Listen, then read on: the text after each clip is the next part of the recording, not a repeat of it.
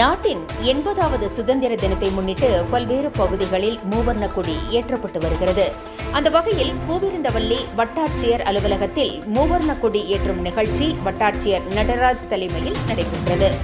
இதில் பூவிருந்தவல்லி வட்டத்திற்கு உட்பட்ட அனைத்து துணை வட்டாட்சியர்கள், வருவாய் ஆய்வாளர்கள், கிராம நிர்வாக அலுவலர்கள் உள்ளிட்ட வருவாய்த்துறை அதிகாரிகள் கலந்து கொண்டனர். இந்நிகழ்ச்சியில் மூவர்ண கொடியை ஏற்றி வைத்த வட்டாட்சியர் நடராஜ் தேசப்பற்றை பறைசாற்றும் விதத்தில் சுதந்திரத்திற்காக உயிர் தியாகம் செய்த சுதந்திர போராட்ட வீரர்களை நினைவு கூர்ந்தார்.